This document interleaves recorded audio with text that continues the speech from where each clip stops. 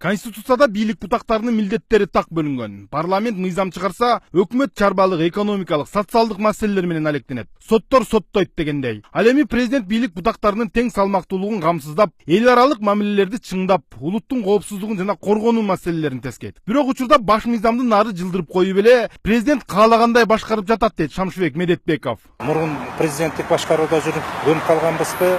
Мына Атамбаев президент болуп шайлангандан бери эле өкмөттү да башкарат, жогорку кеңешти дагы, сот органдарындагы президент башкарып жүрөт да.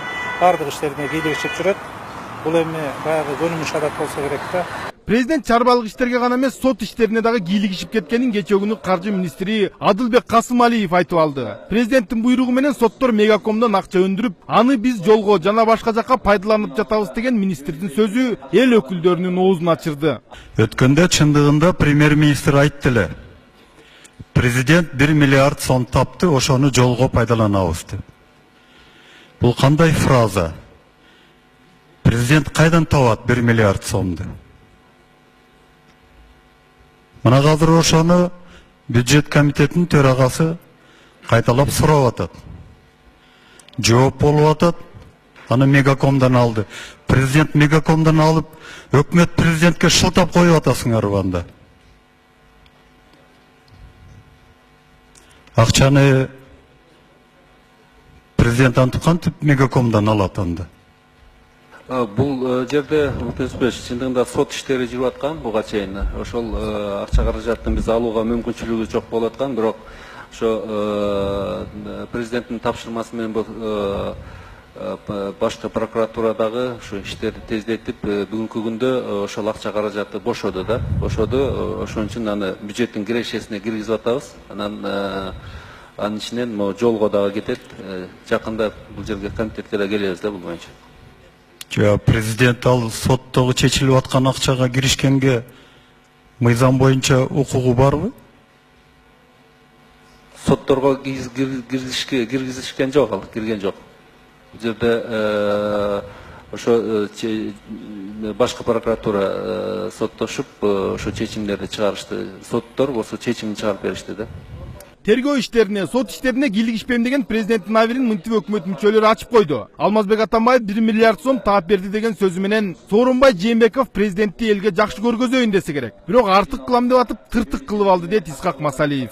Мен таптым деген бул эми кээ учурда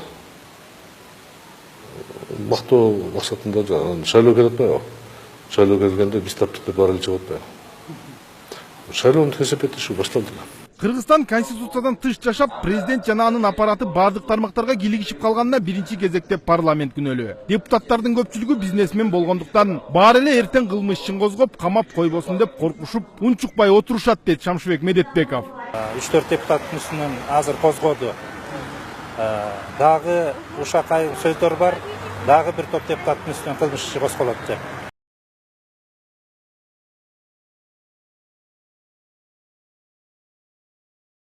Мен ошол көрүп атат, угуп атат, анан баары эле ошол президенттик аппараттын, президенттин көзүн карап, эмне десе ошонун баары эле ишке ашып келет атпайбы? Өз ыйгарым укугун жакшы билбеген, билсе дагы аткарганга даабаган өкмөт башчысы президенттин бийлигинин чыңдалышына шарт түзгөндүгү мурдатан эле айтылып жүрөт. Бүгүн парламент өз милдетин аткарып, өкмөт өз милдетин аткарып атабы? Жок. Мына премьер-министр Сооронбай Жээнбеков айт күнү чыгып президенттин куттуктоосун үтүр чейин окуп берип, аягында Алмаз Атамбаев деп койду. Атамбаев куттуктасын, телевизордон куттуктасын, гезиттерден куттуктасын. Премьер-министр өзүнүн атынан сүйлөш керек да. Ал эмне президент секретарь болуп калды. Фарид Ниязов барып айтсын. Эгер ушундай эле ошол жерде айткысы келсе, ушунун өзү бийликтин орду башка адреси, дареги башка жакка көчкөндүгүн, биздин психологиябыз, көз карашыбыз башка жакка көчкөнүнүн далили. Исе Шешенкулович бул жерден 15 мүнөт танап сурайын дегенде мени менен эмес, Икрам менен кеңешет болуш керек деп ойлодум мен. Чын айтам. Мыйзам боюнча Алмазбек Атамбаевдин мамлекеттик кадр кызматынын жетекчисин, мамлекеттик тил комиссиясынын, дин иштери боюнча комиссиянын төрагаларын дайындаганга, улуттук коопсуздук мамлекеттик комитетинин алдына коррупцияга каршы кызматын түзгөнгө укугу жок болчу. Бирок кой деген кожосу жок болгондуктан президент бардыгын өз каалагандай кылып жатканын Өмүрбек Текебаев 4 ай мурда эле айткан. Болот Абдыжапаров, Ринат Элиманов, сентябрь.